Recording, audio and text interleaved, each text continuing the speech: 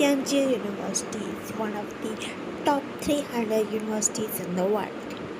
If we talk about Tianjin University, chemical engineering program is the highest top ranked program in Tianjin University around the world.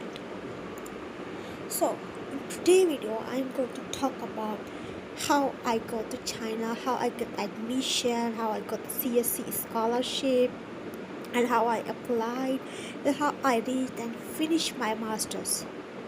So it was like around Feb in Tianjin University for CSC scholarship. Mostly the deadline is Feb or March, and if you want to go for the Peiyang scholarship, they have deadline till April or May. Peiyang scholarship is kind of Tianjin University scholarship where you will get a stipend similar to CSC scholarship, but the only difference is you will not get any allowance if you want to live outside the campus, but you will get the accommodation within the dormitory. And the second thing for the Peiyang scholarship difference is that the tuition fee of your school or college you will get directly within your hand, and you have to pay your fee. So it is beneficial and also little risky. If like they will give you fixed amount to all students who are going for the Peiyang.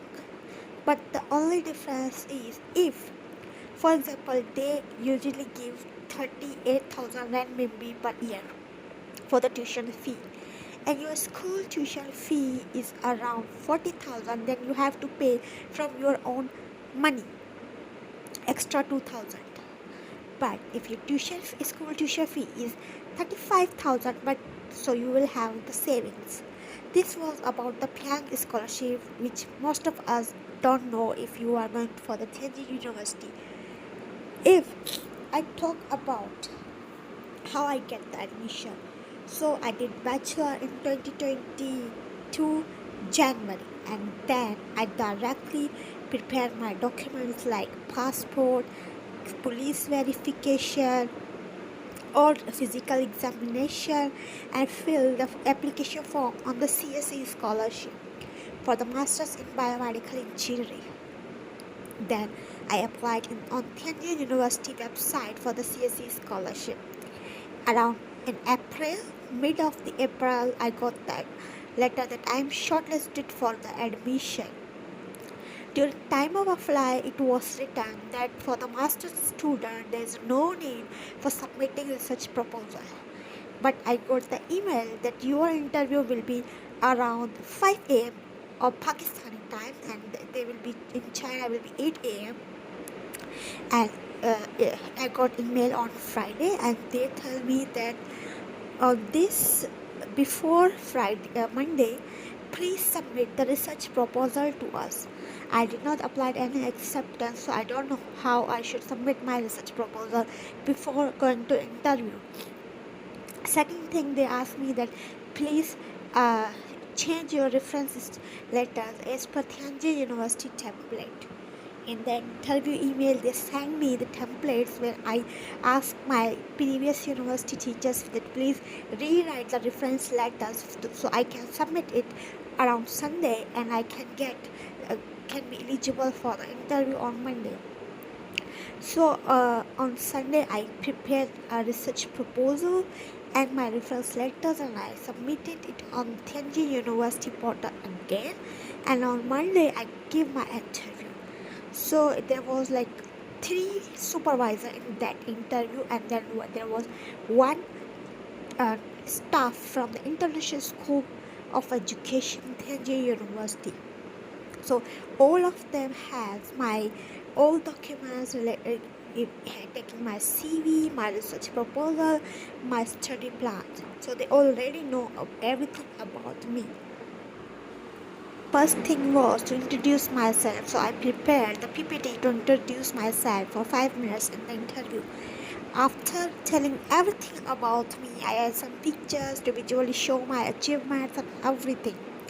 Then they started asking questions from my family background. Like I already told that I have no siblings, so they were worried that I have no siblings. Then what my parents too, so I told them everything. I was honest with them, and I asked give them every question answers. They asked me about my research proposal, and they like my idea of research proposal. So they were saying like, wow, at the level of bachelor's you have created a nice plan. We are impressed. Why you don't want to implement this plan in Pakistan? So I say I need funding. I currently don't have any funding. Then my interview was over. It was like around 30 minutes, or three of them supervisor asked me questions. That time I didn't knew that these are supervisors of medical college, as I applied for the medical college. And then my interview was finished. Then in June I got admission that congratulations, you are selected for Tianjin University, but you are not selected for a scholarship. We are waiting for your results. When we will know that you are selected for CSS scholarship, also you can come to China. So in July I got the results from CSC that I have got fully funded scholarship. Then I moved to China around November because due to COVID everything was closed at that time. Then in Feb, I met my supervisor first time because I did not have any acceptance letter, so they gave a random supervisor to me, and one of the supervisor was from three of one of them who was in the interview. She was a lady. She was very nice.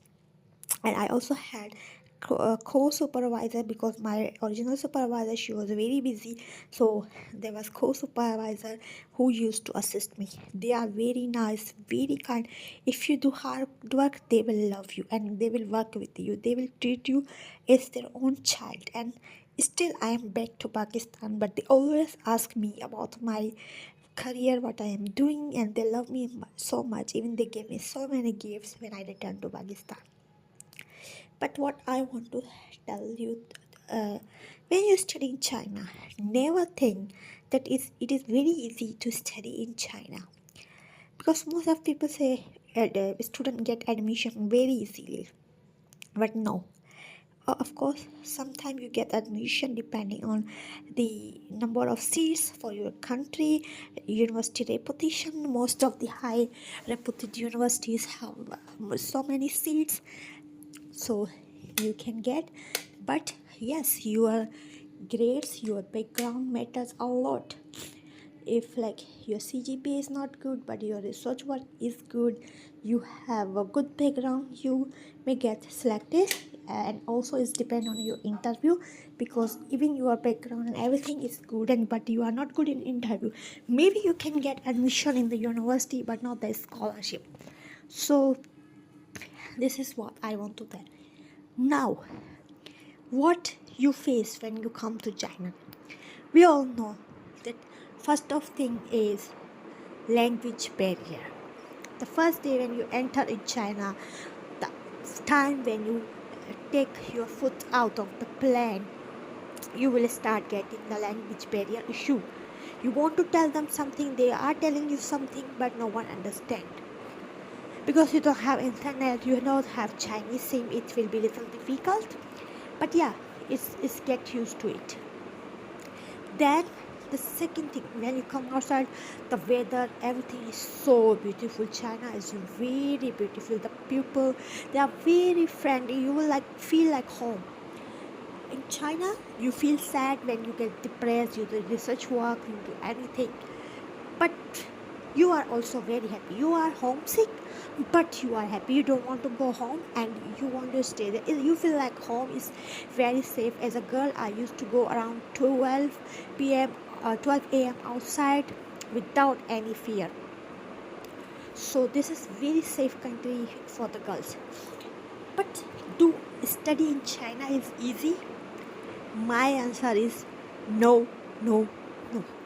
It's very tough. If you are going to China, please be prepared.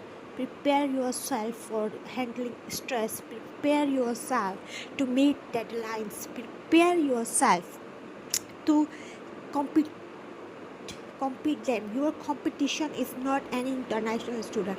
Your competition will be you and your lab mates, and the mostly will be Chinese. In my lab I was the first international student, and due to language barrier I faced so many difficulties. But my supervisor, my lab mates, they were so friendly.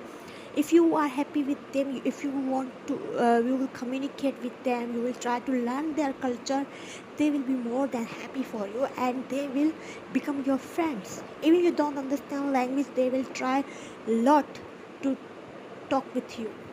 In they are not good in English, but they will try their more than 200% to talk with you if you are a good person. And if I talk about rules of getting degree in China, especially Tianjin University. So in Tianjin University, getting degree is very tough for the masters and the PhD level. If I talk about masters, the rules depends on various campuses in Tianjin University, because Tianjin University have multidisciplinary university from medical subjects like biomedical engineering to pharmacy, chemistry, chemical engineering, environmental science, so many wide disciplines Tianjin University have. And Tianjin University itself is a very beautiful from inside, especially when it's a spring festival. So what's the rule of getting your degree as a master's student in Tianjin University? All campuses have different rules, but the most common rule is you must have the publication in the SCI journal, no matter what is the impact factor, but you must have publication. This rule is for most of the departments like architecture, medical college. In pharmacy, there is no rule like you have to get publication before getting degree, but most of the department has the rule. But publication is not for master's student. It's not like a very high publication. It can be one impact factor, or it can be a review article, or it can be a conference paper, but there should be one publication. This is one of the requirement. But what is the toughest thing you face during getting your degree? This is no one can tell you on YouTube. Today I want to show what is the depressing thing when you are studying in China. It's not depressing, but it's very tough. So before getting your master's degree, there is a rule that you have to pass blind review. So your thesis will pass from 3 stages. When you finish your thesis, it will went for the initial review, and then it will went for the plagiarism check, and then it will be go out for the final blind review. If your thesis is not passed, you will not allowed to give defense. You will have to wait 3 months to edit your thesis and apply again. So for the masters in medical college, the rule was that initial 5 days will be college review and the thesis will be blind. So no one knows that whose student this thesis is, who is the supervisor. So they will evaluate your thesis without any partiality. This is very good thing. Then for the 5 days, they will have a committee meeting where they will decide that you have passed initial review or not. So they have a category like they have grades A, B, C, D. If you get all A, is like you got 100 out of 100. If you get the B, it's like 75 to 85 marks. If you got C, then you did not pass your thesis. So then for the initial review, if you did not pass, you have to wait for 1 month for resubmitting your thesis. So this takes around 10 working days. For my thesis, it took 8 working days. Then I submitted, after passing the initial review, I submitted my thesis for the plagiarism check. So I submitted around 10 a.m. in the morning and I got results around 11 a.m. in the morning. My plagiarism was 0.5. So there should be less than 5% plagiarism, and 0.5 was good enough. Then I was editing my thesis for the blind review, the final preparation. For masters, your thesis should have 30,000 words, excluding references and the acknowledgement part. You must write the Chinese abstract. So my supervisor write Chinese abstract for me. Then for the blind review, for the master student, it took 32 working days. So for me, but it's not obvious that it will take 32. If your blind review is early, they will evaluate it early, you will get your results soon.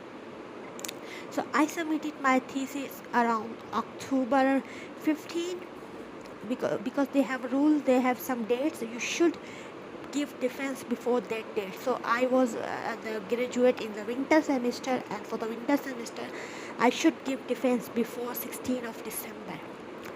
So if I talk about the deadline, around 10 October, I write my thesis in March, and I was revising it with my supervisor from March to September. Then in the October, the final day, I give my thesis for initial review, and then I passed initial review, then plagiarism. Then in November, I submitted it for the blind review. So around and first before 1st or December, I got my blind review results that I passed. If you don't pass blind review, the rule the same A, B, C, D.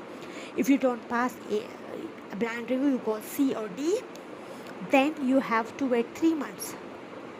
So I passed, and then because my Chinese lab mate, she also need to graduate with me. Her thesis was outside. We submitted on same day, but I say that total time is 32 working days, but it depends on the availability of the reviewer outside and the university.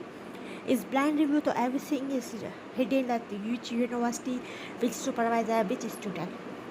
So my lab mate results came around 12th December. We were waiting, and there was only 4 days. So 14th of December, I gave defense and got my degree in January. So it is very tough, the period when are you writing your thesis, your blind review pressure, and it's all depend on each supervisors that how many projects you want to do as a master student.